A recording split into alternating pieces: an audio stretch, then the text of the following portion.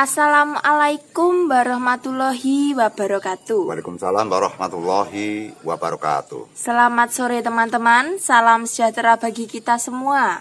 Jadi pada sore hari ini saya sudah bersama dengan Mbah Kendil. Kita akan membicarakan sesuatu yang sedang terjadi pada saat ini.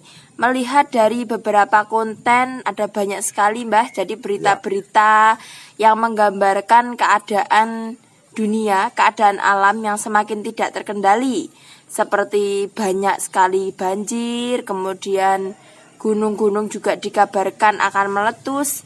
Jadi dari berita-berita yang kita lihat itu menggambarkan bahwasanya alam ini semakin memuncak kemurkaannya, jadi banyak sekali bencana yang terjadi.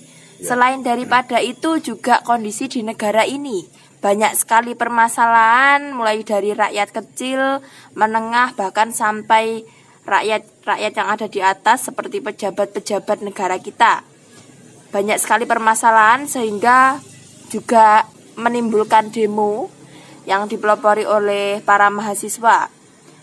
Kemudian kita beralih daripada hal itu tentang goro-goro Kayangan Suralaya, Mbah. Jadi Mbah Kendil kan juga menyandang gelar sebagai dalang. Setiap hampir pagi ketika dalang itu kan selalu mengadakan cerita yang namanya adalah goro-goro. Ini bagaimana? Apakah bisa dikaitkan dengan kenyataan yang ada di dunia atau di Indonesia saat ini atau tidak? Namun teman-teman, sebelum kita mendengarkan jawaban dari Mbah Kendil, saya ingatkan jangan lupa di-subscribe supaya kita bisa selalu mendengarkan Sabdo Tomo oleh Mbah Kendil, supaya Mbah Kendil terus semangat menyajikan video-video yang sebagai hiburan. Selain daripada itu juga bisa menambah pengalaman kita semua. Jadi gimana Mbah, pada intinya apakah goro-goro Kayangan Suralaya yang biasa dibawakan oleh dalang itu bisa dikaitkan dengan goro-goro ning jagat yang sedang terjadi saat ini? Ada beberapa poin. Yang pertama, bagaimana Mbah bila goro-goro di Kayangan Suralaya bila dipersamakan dengan kejadian bencana alam di akhir-akhir tahun ini di Indonesia atau di negara lain? Kemudian yang nomor dua Mbah, bagaimanakah tanda-tanda bencana dahsyat yang memporak-porandakan bumi dan membunuh jutaan atau miliaran makhluk hidup atau manusia di bumi ini? Jadi Mbah kita meranjak ke goro-goro yang ada di Kayangan Suralaya. Apakah setiap goro-goro yang ada di kayangan tersebut bisa disamakan dengan kejadian-kejadian yang sedang terjadi pada hari-hari ini? Seperti misalkan adanya tsunami, adanya bencana banjir, gunung meletus, dan situasi-situasi kenegaraan yang sedang terjadi saat ini, Mbak. Ini ada beberapa poin, Bang. Goro-goro itu bisa diakibatkan, ini yang di Kayangan Suralaya. Yang pertama, ada para dewa yang menyalahgunakan kekuasaannya. Itu gimana, Mbak? Teman-teman yang berbahagia, teman-teman yang saya muliakan, dalam Alkisah cerita wayang yang dilantunkan, yang diperagakan oleh para dalang, sehingga kejadian wayang itu menggambarkan tentang kisah-kisah manusia di muka bumi. Goro-goro yang ada di muka bumi belum terjadi, ibaratnya sudah digambarkan oleh para dalang atau cerita di pewayangan yang digambarkan sebelum datangnya, yaitu para Punokawan, Semar, Gareng, Petruk, lan Bagong. Sehingga dalam di situ bisa disimpulkan setelah goro-goro, setelah kejadian dengan musibah atau bencana alam, maka akan datang kebahagiaan. Yang jelas apabila yang pertama datangnya adalah kesusahan, maka akan datang juga kebahagiaan. Apabila yang datang bahagia, maka akan menyusul dengan kesusahan atau kesengsaraan.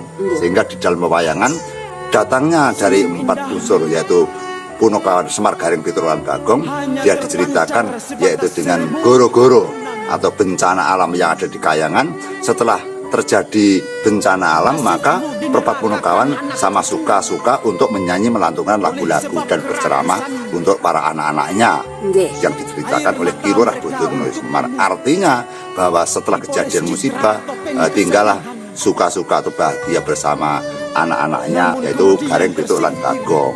Itu kisah-kisah di dalam pewayangan. Itu kalau digambarkan kejadian-kejadian di muka bumi itu ada kemiripan. Tidak bisa disamakan. tapi mirip Mbak. ada kemiripan. Nggih. Ada mirip-mirip sekali. Tolong dibacakan yang pertama, Mbak. Untuk yang pertama Mbak, ini goro-goro yang ada di Kayangan Suralaya nggih. Ya, ini guru-guru di Kayangan, Mbak, ini, Mbak. Iya. Ya. Ada para dewa yang menyalahgunakan kekuasaannya, Mbak. Guru-guru yang ada di Kayangan Suralaya. Kita bicara di Kayangan, nanti coba kita disamakan kejadian di alam jagat raya atau di Indonesia ini. Nggih. Dengan adanya goro-goro yang ada di Kayangan, maka goro-goro bisa terjadi, bencana alam bisa terjadi karena para dewa menyalahgunakan dengan kekuasaannya. Nggih. Merasa menjadi dewa, merasa menjadi rajanya, merasa menjadi dewa, dia merasa mempunyai kemampuan yang dasar sehingga dia mau seenaknya sendiri. Terutama para dewa bersama anak-anaknya, terutama yaitu sang jagat prapingkah, yaitu sang yang pramesti guru, yaitu sang Girinoto atau sang Bathara Guru.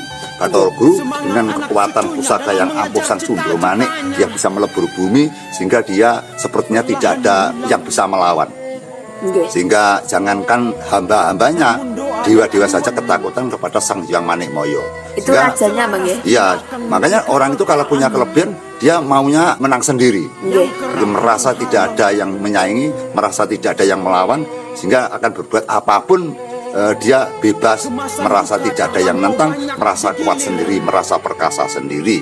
Maka para dewa itu bisa digambarkan orang-orang yang ada di depan atau tokoh-tokoh kita yang ada di depan itu loh. Dewa itu bukan siluman atau bukan merupakan malaikat. Dewa itu kita gambarkan sebagai orang-orang terkemuka. Jika orang-orang yang terkemuka apabila mempunyai kekuasaan yang sangat dahsyat sekali, kadang-kadang menyalahgunakan sehingga untuk kebutuhan sendiri, untuk mengorbankan kepentingan orang lain. Sehingga banyak orang-orang atau masyarakat atau makhluk hidup yang telah dikorbankan, sehingga maka terjadilah sumuing kahanan, sumuing lelakon, gencatane wong kang loro ati, panalaksaning batin.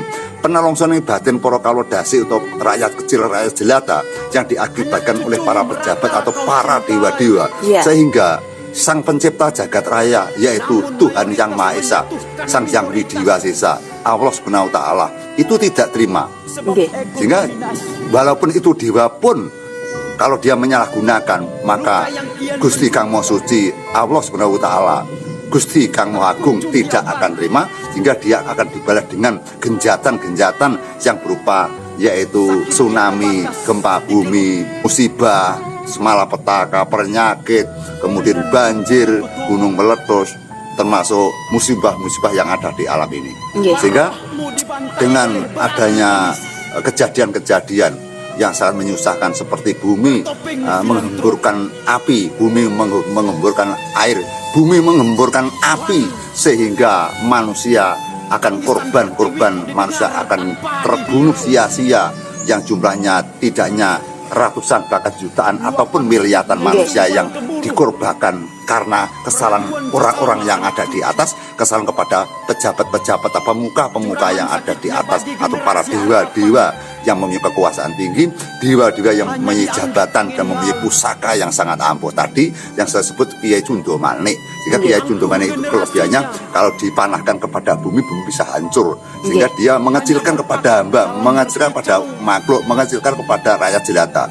Maka dia seenaknya sendiri. Sehingga di dalam cerita Alkisah Sang Hyang Bathara Guru, kalau kita melihat dengan cerita lahirnya Sang Bathara Kala, sehingga pada saat itu Sang Manikmaya dia mencintai seorang perempuan yang bernama Dewi Uma.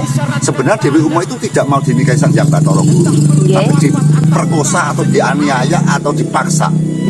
Dipaksa sehingga sampai Dewi Uma bersedia menjadi istri daripada Sang Hyang Manikmaya. Walaupun akhirnya terjadi pertengkaran hingga Sang Manikmaya menjadi tangannya 4, sehingga Sang Manikmaya terkutuk menjadi lehernya berwarna biru, tangannya 4 disebut Sang Caturbujo, lehernya berwarna biru, dia disebut dengan nama Sang Hyang Nilokanto.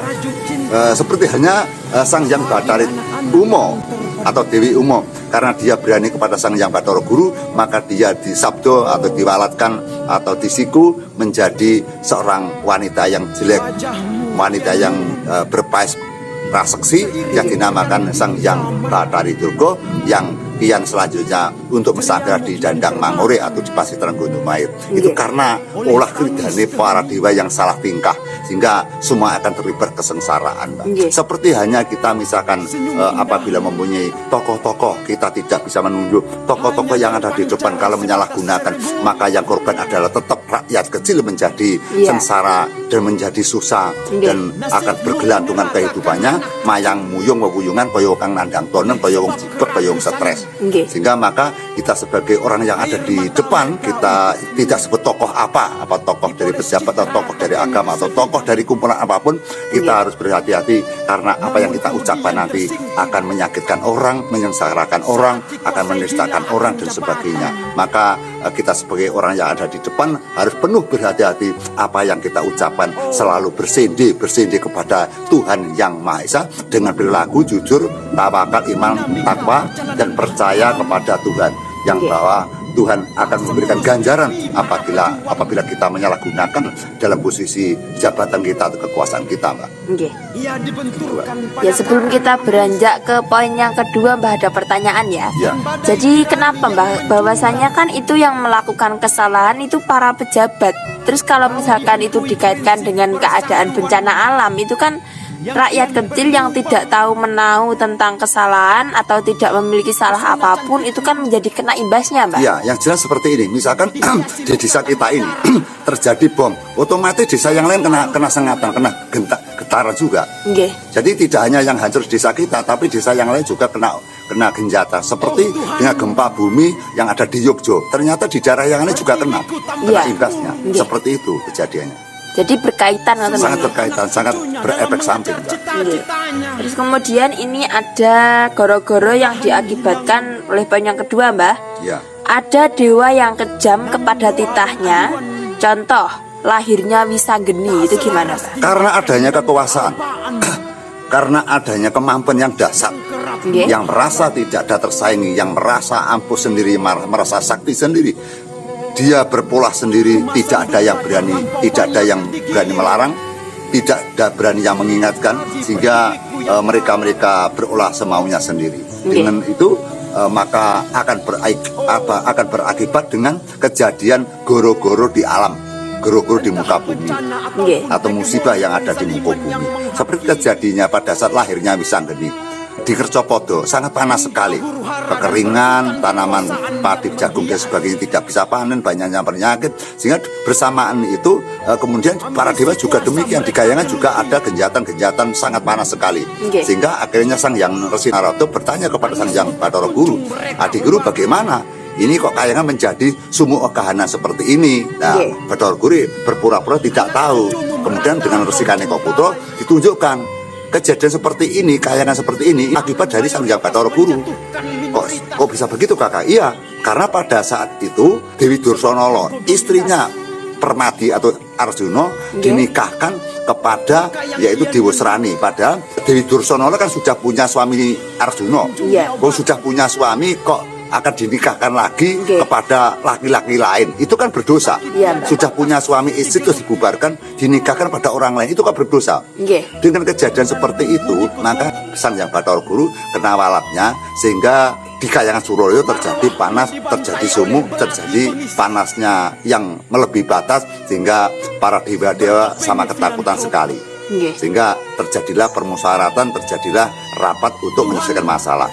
Disimpulkan bahwa itu kesalahan Sang Hyang Bathara Guru, bahwa Wisanggeni pernah dimasukkan ke dalam lubang yang besar yang dinamakan Kawah Condro di Muko atas perintah Sang Pramesti Guru, yang diperintah adalah Bathara Brahma. Sehingga pada lahirnya anak Dursanala, bayi tadi akan dibunuh oleh Sang Pramesti Guru, sehingga Sang Jagat Pratingkah atau Gusti Kang Maha Suci tidak terima bayi yang akan dibunuh tidak akan mati, malah semakin besar, akhirnya dia berontak ke Kayangan, menghancurkan Kayangan. Dengan kejadian seperti itu, maka Sang Pramesti Guru akhirnya menyadari atas kesalahannya. Nah, kisah-kisah seperti ini sebagai contoh tauladan kita, bahwa walaupun orang besar pun kalau berjalan kepada tempat yang tidak benar, maka suatu saat nanti akan kena batunya. Walaupun pangkatnya besar seperti apa, saktinya seperti apa, kalau nanti dia menyalahgunakan kekuasaannya, dia akan kena hantamannya, atau dihantam dengan keluarganya, anak istrinya, atau dia sendiri, atau dihantam dengan penyakit, atau dihantam dengan hal-hal yang lain. Sehingga kita tetap harus ngerti bahwa Tuhan di samping kita, yang menghukum bukan manusia, yang menghukum adalah Tuhan Yang Maha Esa. Nggih, disebut karma, Iya, Mbak ya. yang disebut dengan karma pala tadi. Nggih. Yang kedua, Mbak. Ya, ini sebelum lanjut lagi, Mbak. Jadi kan mungkin dari teman-teman juga ada yang kurang paham bahwasanya ada teman-teman misalkan yang tidak terlalu mengerti dengan wayang, itu kan menganggap bahwa Bathara Guru itu adalah Tuhan Yang Maha Esa. Itu gimana, Mbak? Bukan ya. Sang Hyang Paramesti Guru juga makhluk hidup, dia juga hamba. Nggih. Jadi Sang Paramesti Guru, Bathara Guru itu di dalam kisah pewayangan itu juga hamba. Nggih. Anggap saja makhluk hidup, makhluknya Tuhan yang sangat mulia, yang diberikan kekuasaan dan kesaktian. Nggih. Jadi atasnya Sang Hyang Paramesti Guru masih banyak yang dia masih banyak sekali. Sang Hyang Sis, Sang Hyang Nur Cahya, Sang Hyang Nur Rasa, dan Sang Hyang Sang masih banyak sekali. Yang terakhir adalah Gusti Kang Maha Suci atau Tuhan Yang Maha Esa. Itu puncaknya, Mbak. Puncaknya. Nggih. Jadi kita lanjut, Mbak. Goro-goro yang ketiga. Ya. Ada makhluk atau titah Ya. atau kawulo Ya. yang bertapa melewati hari keterbatasan kemampuannya. Itu Ya. gimana? Goro-goro yang ada di kayangan juga digambarkan apabila ada rakyat atau ada kawulo atau ada hamba yang bertapa yang melebihi target. Misalkan kemampuan orang itu bertapa kan 100 hari. Iya. Hingga bertapa sampai 300 hari atau 3 tahun atau 4 tahun atau 10 tahun. Itu juga mengakibatkan alam tidak nyaman. Kenapa, Mbak, itu? Ya karena kalau orang berpuasa itu kan sesuai dengan kemampuan. Hingga kalau kita menentang dengan kemampuan kita, otomatis Tuhan akan murka juga. Nah, kita diperintahkan oleh Tuhan, untuk Allah itu untuk hal yang biasa-biasa saja yang tidak usah diangkat gitu. Nggih. Karena Tuhan sudah menciptakan, sudah sabdo sira bakal ingsun paringi kekuatan sing sak kirane sira itu mampu, sing sak kirane itu kuat, sing ora kuat aja diangkat. Nggih. Jadi manungsa itu rumangsa milik punya kesaktian yang memuncak, punya kehebatan yang memuncak, terus dia bertapa sampai misalkan 3 tahun, 10 tahun atau bahkan sampai 20 tahun, dia akhirnya seperti bukan manusia, menjadi seorang siluman. Akhirnya nanti kan dari kehidupan manusia menjadi siluman. Ya. Karena tergolong-golong manusia dan siluman itu sudah punya alam sendiri-sendiri. Nggih. Manusia punya alam sendiri, siluman punya alam sendiri, jin punya alam sendiri, setan punya alam sendiri, kemudian hewan dan tumbuhan punya alam sendiri. Sehingga kita nggak boleh dari manusia masuk ke golongannya setan, dari manusia kita masuk ke makhluk atau ke dunianya para jin atau para siluman. Sehingga manusia tetap menjadi manusia itu. Nggih. Kalau itu melangkah, maka dia juga kena walet. Akhirnya apa? Jagat juga bisa menjadi bencana alam yang sangat dahsyat, Mbak. Nggih, kalau misalkan dalam melakukan bertapa itu kan dia niatnya misalkan tirakat untuk mendekatkan diri kepada Tuhan Yang Maha Esa, tapi melebihi batas itu juga salah, Bang. Salah. Kalau seperti kita, misalkan Mbak Lulu, misalkan makan kan 1 piring, 2 piring, terus Nggih. makan 100 piring, apa boleh itu? Iya, Mbak. Dan tidak mampu. Iya. Dan bukan keterbatasannya itu. Nggih. Kalau toh nanti mampu, berarti Mbak Lulu itu ada perewangan atau ada bangsa halus yang masuk di dalam raganya Mbak Lulu. Nggih. Sehingga nanti jagatnya bukan jagatnya manusia, menjadi jagatnya setan atau jin. Nggih, jadi nggak wajar ngoten, Yang Bang. wajar. Itu bisa menjadi goro-goro. Nggih. Terus kemudian ini kita beranjak ke poin yang keempat, Mbak. Ada hamba atau titah yang merusak jagat atau alam ekosistem kehidupan. Itu gimana, Mbak? Apabila manusia yang diberi enak mupangat, yang diberi kenyamanan di dunia, justru dia akan merusak. Itu juga akan berakibat fatal. Nggih. Sebenarnya Tuhan menciptakan bumi kan untuk kehidupan, untuk makhluk hidup. Nggih. Tapi kalau kelewatan, maka Tuhan akan memberikan laknat kepada hamba-hambanya. Kita kan harus menyadari bahwa kita itu sudah murka. Manusia sudah serakah, manusia sudah murka. Tuhan menciptakan bumi dengan utuh, sehingga bumi dibor untuk diambil timah, diambil minyak bumi, Iya. diambil LPG, diambil timbelnya, diambil emasnya, diambil batu baranya. Akhirnya apa?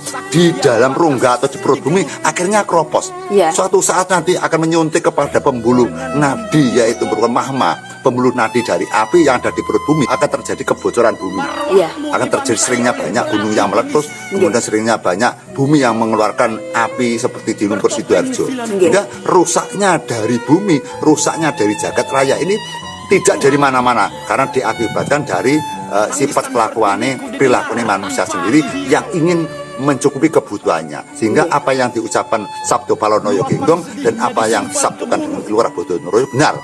Kilurah Semar bilang bahwa jagat niku butuh namo rame jagat saking tingkah pakartini manungsa dhewe. Najan saking tingkah pakartini manungsa dhewe, manungsa diwenangake golek kapardikan lan golek kapitayan. Nah, gandeng pangucapan Badranaya Semar. Pangandikane Semar, pangandikane Sabda Paranaya Genggong. Dadi ora sanga sapa-sapa, ora sanga jin, ora sanga setan, sanga manungsane sing merusak kahanan donya.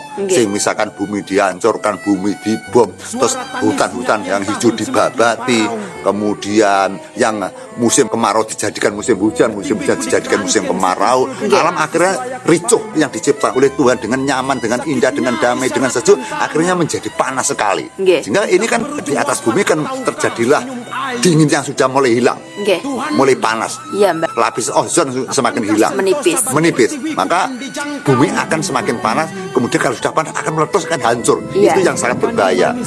Maka kita harus sadar sendiri bahwa kita apabila terjadi bencana jangan sampai menyalahkan siapa-siapa, jangan sampai menyalahkan Tuhan. Itu karena salah kita sendiri. Karena kita mengebor bumi adalah untuk kepentingan kita, untuk kehidupan kita. Jadi lek awake dhewe salah rasa nyalahni sapa-sapa, salahno awake dhewe. Yang penting kita tetap berhati-hati dan tetap semindi bertakwa, minta ampunan kepada Tuhan, serilah ibadah, selingnya untuk mengabdi dan bertakwa kepada Tuhan. Barangkali itu sebagai penembusan kita untuk mengurangi beban agar di jagat raya ini tidak ada bencana atau bencana alam. Sehingga bencana alam akan disingkirkan oleh Tuhan Yang Maha Esa. Terus kemudian ada istilah yang mengatakan bahwa jagatnya sudah tua. Itu apakah karena diakibatkan dengan kerusakan-kerusakan yang diakibatkan oleh manusia itu? Iya. Jadi jagat yang dimaksud jagatnya sudah tua itu karena jagatnya sudah mulai rusak gitu. Andai kata kertas sudah mulai luset, kelusetan kertas akhirnya sulit untuk dipakai untuk menulis, sehingga terkoyak-koyak kertas tadi, sehingga akan menjadi rusak. Sehingga jagat tua itu bukan karena tua umur, karena jagat yang seringnya untuk diambur adul oleh sifat-sifatnya manusia, yang dibor buminya, kemudian yang diambil emasnya, kemudian yang dirong. Sekarang kita bayangkan setiap rumah itu mesti ngebor untuk menciptakan air atau sumber atau kita pakai dengan sanyo.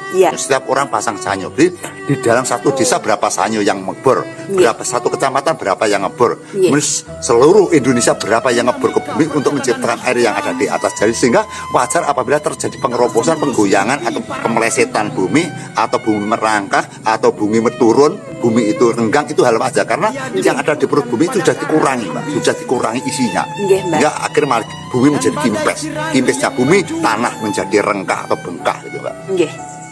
Ya, kita lanjut ke poin yang berikutnya, Mbak.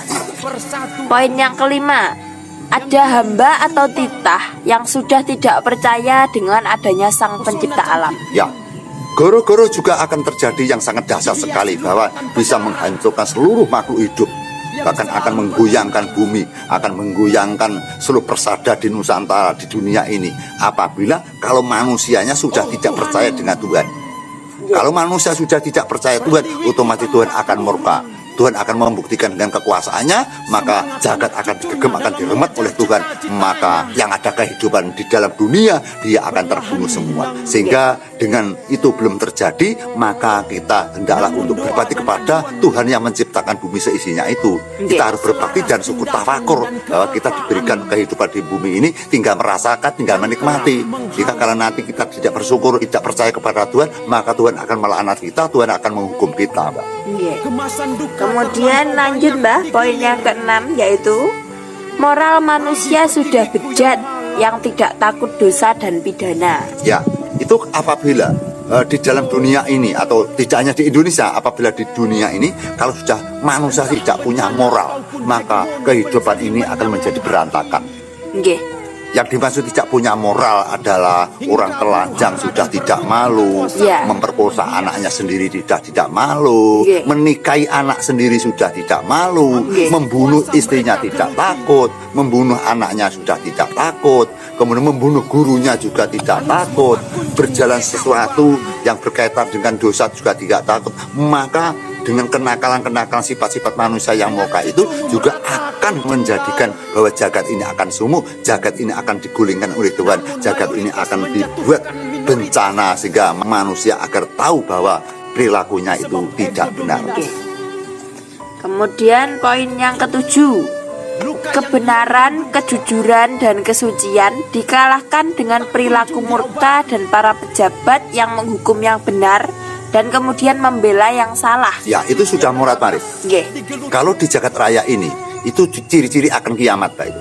Oh, iya. Ciri-ciri akan hancurnya jagat. Sehingga kalau pejabat atau pemuka-pemuka yang ada di atas atau siapapun yang benar disalahkan, salah dibenarkan, kemudian yang dosa dianggap itu benar, kemudian yang salah dibelani, Iya. kemudian yang benar malah justru dipenjara. Disalahkan, Itu akan tanda-tanda terjadinya malapetaka yang sangat dahsyat, tidak hanya kecil, itu akan terjadi malapetaka yang besar.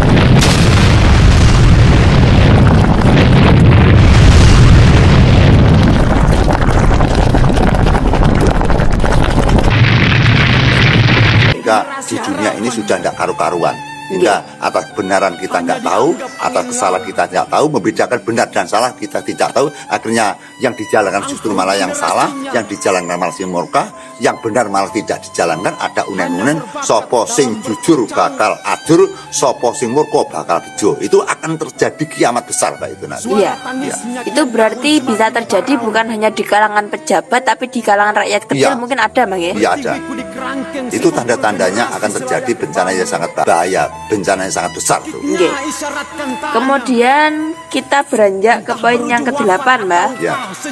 Penipuan, pengkhianatan, kemunafikan, dan keserakahan yang merajalela. Nah itu, kalau manusia sudah tidak punya moral, kalau manusia sudah tidak punya perilaku yang suci, kalau manusia sudah tidak percaya bahwa dosa itu ada, bahwa manusia sudah tidak percaya bahwa surga dan neraka ada, itu juga tanda-tanda akan hancurnya jagat. Karena adanya surga dan neraka, manusia seperti punya rem. Hati-hati dalam pola berpikir, hati-hati dalam pola berjalan untuk menyikapi kehidupan. Kalau manusia sudah tidak percaya atas kebenaran dan kejujuran, maka tanda-tanda jagat ini akan hancur atau akan rusak. Itu bisa menjadikan yaitu bumi itu lebur, bumi itu akan hancur. Oke.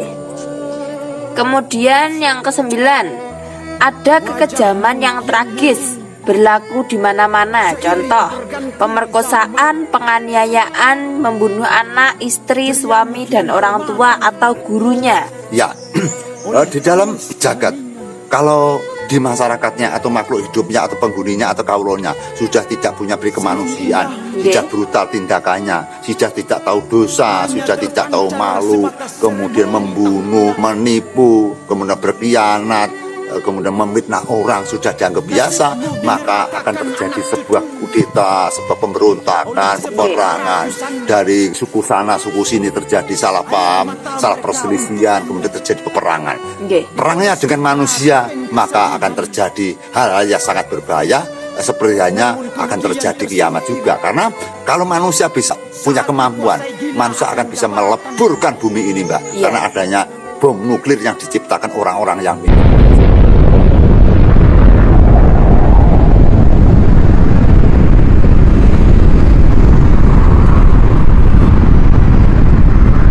Sekarang bom sudah diciptakan para negara-negara yang sangat besar sekali yang bisa menghancurkan bumi ini. Ini bahaya kalau bom ini sampai meletus, bom itu digencatkan orang-orang yang pintar, orang yang punya kemampuan, jagat ini akan rata tanah, akan hancur, tidak ada kehidupan sama sekali.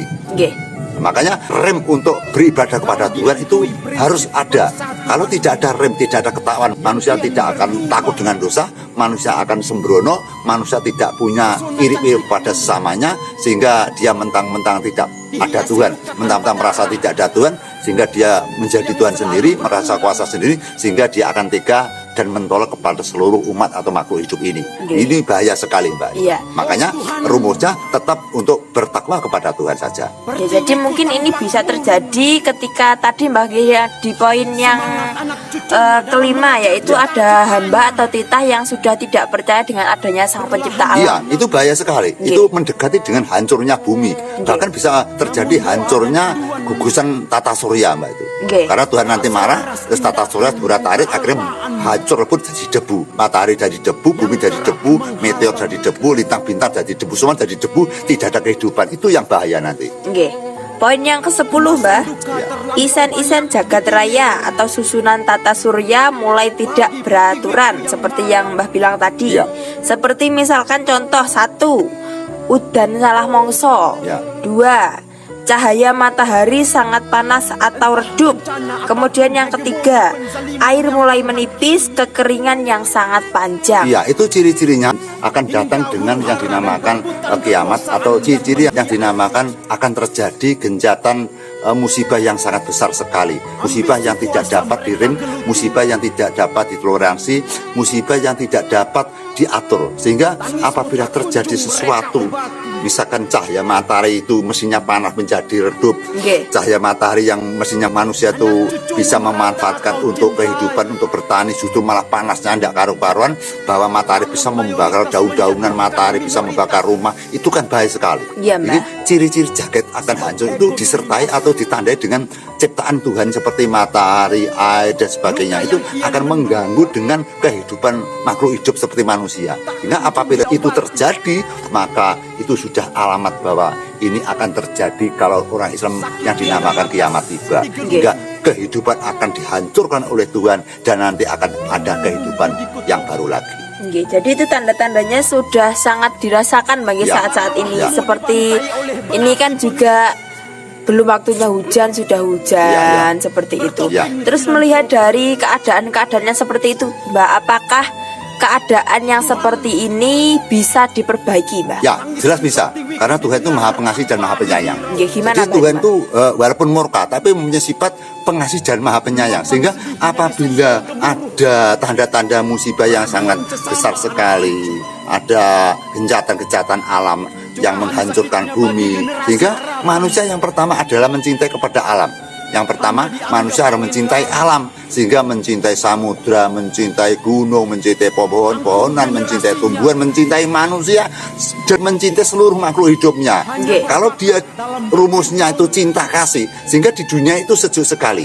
Kalau misal kita cinta kepada tumbuh-tumbuhan, sehingga di dalam desa menjadi terang, sejuk, indah, angin sepoi-sepoi. Kita mencintai Tuhan yang nomor satu. Kita cinta kepada Tuhan. Kita akan menjalankan kemurkaan, menjalankan dosa, kan selalu takut. Sehingga kehidupan manusia akan menjadi baik.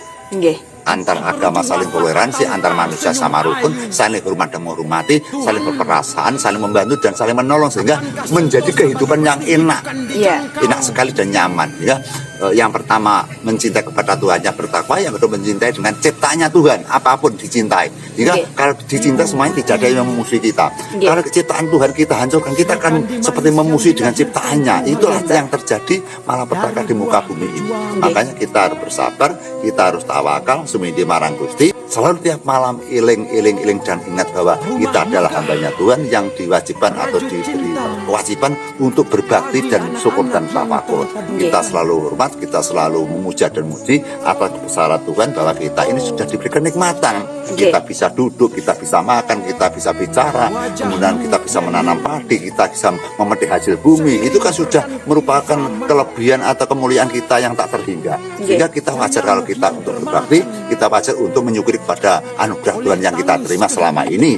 Maka banyak sekali pada hari-hari ini, saat-saat ini, kadang-kadang lupa dengan hal yang saya ucapkan tadi.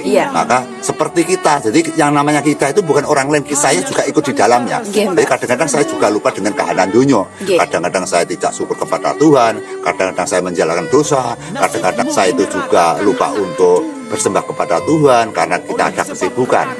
Sehingga atas kesibukan itu kita kadang meninggalkan kepada Tuhan Yang Maha Esa. Maka dengan itu, dengan acuan Indonesia yang terjadi orasi, demonstrasi, gugat-gugatan, terjadi engkel-engkelan, menghantam kalimat, menghantam kata, terus kemudian menghujat salah satu, menghujat presiden, dihujat oleh rakyat, yang rakyat menghujat presiden, sebenarnya tidak karu-karuan, ditambah dengan alam yang adanya tsunami, gempa bumi, kemudian tanah longsor dan sebagainya, sehingga kehidupan di Indonesia semakin lama semakin ricuh. Untung rakyat ini tenang, Mbak. Jadi walaupun adanya semacam kayak gempa bumi dan sebagainya, rakyat tetap tenang. Rakyat tidak resah dan gelisah. Walaupun di Jakarta ada demo, kemudian di Pak Jokowi ijazahnya palsu, rakyat tetap tenang sekali. Saya sangat terima kasih, saya bangga sekali kepada rakyat Indonesia. Sehingga kita harus menyikapi, kita serahkan kepada Tuhan Yang Maha Esa, kita serahkan para pejabat-pejabat yang kaukan mengatasi hal itu. Kita sebagai rakyat kecil, kita hanya bisa mendoakan dan kita memberikan tutur kata kepada teman-teman kita di sekitar kita, bahwa hidup itu tidak harus bertengkar, hidup itu tidak harus mengolok-olok orang, kita harus sangat menghormati, kita hidup di dalam suatu negara, kita harus rukun, sentosa, guyub, kemudian tentram, bekerja dan beribadah. Itu yang sangat penting, Mbak. Oke. Kemudian Mbak, ini pertanyaan dari saya pribadi. Ya. Jadi ini saya minta pendapatnya Mbak Kendil. Jika misalkan keadaan alam yang disebabkan oleh kita secara luas, misalkan menebang hutan dan lain sebagainya, kita bisa menanggulanginya dengan cara mungkin minta ampunan dan tidak mengulangi kesalahan kita lagi, Mbak. Tapi kalau misalkan ada pejabat-pejabat yang mungkin menyalahgunakan kekuasaannya, sedangkan kami sebagai rakyat kecil ketika berpendapat itu tidak didengar. Kemudian langkah apa, Mbak, untuk memperbaiki tatanan-tatanan kenegaraan supaya kehidupan masyarakat bernegara ini juga menjadi kembali merasakan keadilan, ketentraman, kesejukan dan lain sebagainya? Ya itu, makanya dasar-dasarnya hanya bertakwa kepada Tuhan saja. Siapapun yang bertakwa kepada Tuhan, siapapun yang sumidi ngarsane Gusti, itu mesti apik karo wong. Mesti ngurmati karo wong. Pasti punya perilaku yang luhur. Jadi orang yang cinta kepada Tuhan, hamba Tuhan yang tersayang, hamba Tuhan yang terpilih, itu orangnya pasti halus, punya budi luhur yang tinggi. Sehingga apabila ada orang sambat, apabila ada unjuk rasa, apabila ada orang ngendiko, apabila ada orang usul, harusnya ditanggapi, Mbak. Harus ditanggapi. Sehingga jangan dibiarkan. Nanti kalau dibiarkan semakin lama semakin memuncak, akhirnya setiap saat nanti akan nyontek, Mbak. Nyontek terus membuat resah gelisah kepada kemasyarakatan, resah gelisah yang ada di kepemerintahan kita. Sehingga segera diatasi, segera ditanggapi maksudnya apa, terus bagaimana gitu. Tapi yang jelas untuk itu bagunya bagi saya yang penting adalah hanya bertakwa kepada Tuhan. Siapapun atau itu pejabat atau rakyat, apabila bertakwa maka dia akan menjadi orang-orang yang baik. Orang yang baik pasti baik dengan orang. Orang yang baik pasti baik dengan Tuhan. Orang yang baik pasti baik dengan orang. Qobluminanas dan qobluminanas, qoblinallah dan qobluminanas. Sehingga antara hubungan manusia dengan manusia, manusia dengan Tuhan. Apabila orang sudah berhubungan dengan Tuhannya, maka dia pasti baik berhubungan dengan manusianya. Karena punya dasar, punya rem, punya fundamental keyakinan berbakti kepada Tuhan, punya keyakinan landasan dosa. Orang kalau takut dosa pasti akan takut menjalankan hal-hal atau perilaku yang tidak baik. Sehingga tentang adanya pemerintah, misalkan adanya gugatan yang tidak ditanggapi, kita tidak tahu yang dipermasalahkan oleh presiden kita. Jadi kita tidak boleh untuk nyetempel bahwa presiden salah atau Pak Jokowi salah, karena kita tidak tahu apa sebabnya Pak Jokowi itu tidak mau hadir. Itu kan punya alasan. Ya alasan itu yang tahu Pak Jokowi sendiri bersama kroninya. Sehingga kita yang baik hanya berdoa saja, semoga masalah Indonesia bisa selesai. Kita tetap rukun, tentrem, damai, sesama umat, sesama manusia, tetap kita baik, menjalankan dharmanya sendiri-sendiri sebagai rakyat jelata, rakyat kecil. Kita yang penting hormat menghormati, kita manut tuntunan perintah, kita manut tuntunan agama, sehingga kehidupan kita akan menjadi orang-orang yang tentram dan damai, orang-orang yang dipilih oleh Tuhan, orang yang dilindungi oleh Tuhan, sehingga kita akan menjadi orang-orang yang benar-benar hidup yang tentram, damai dan nyaman. Ya, jadi memang kita kembali ke tema awal, bahwasanya goro-goro yang sering diceritakan oleh Dalang, yaitu goro-goro yang ada di Kayangan Suroloyo itu memiliki kemiripan, Bang. Kemiripan. Yang jelas gini, Pak. Yang jelas ucapan yang saya ucapkan tadi ada kesamaan kejadian di goro-goro, di pepayangan dan di kejadian nyata. Karena wayang itu yang dibahas, wayang itu yang disindir, wayang itu yang diperagakan orang yang hidup.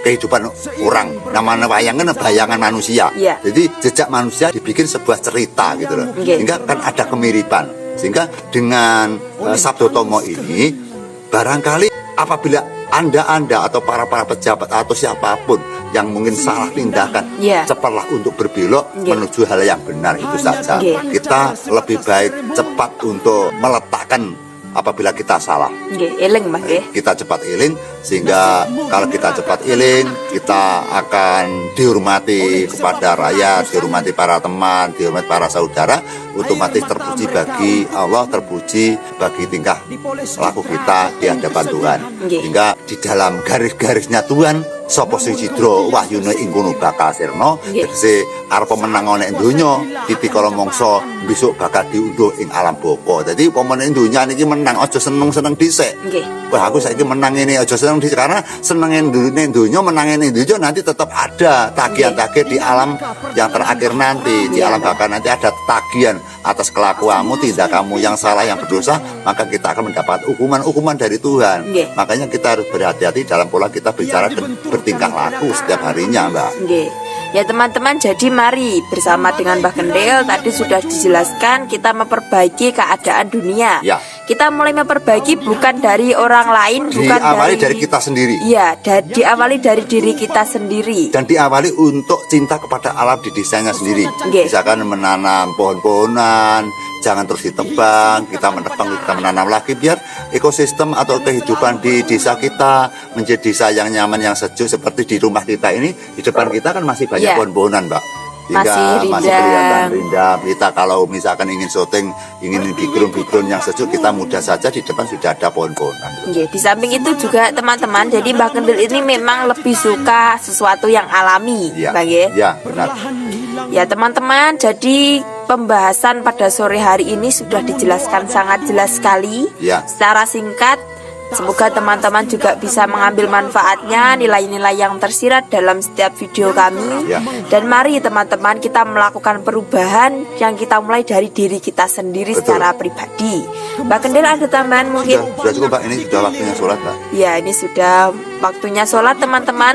Kita akan jumpa lagi di video kami yang selanjutnya. Saya ingatkan, bagi kalian yang mungkin belum subscribe, silahkan dipencet tombol subscribe-nya supaya Mbak Kendil tidak waleh-waleh menyajikan video-video atau wejangannya untuk kita semua sebagai tambahan ilmu pengetahuan. Bagi kalian yang sudah subscribe, terima kasih atas dukungan kalian.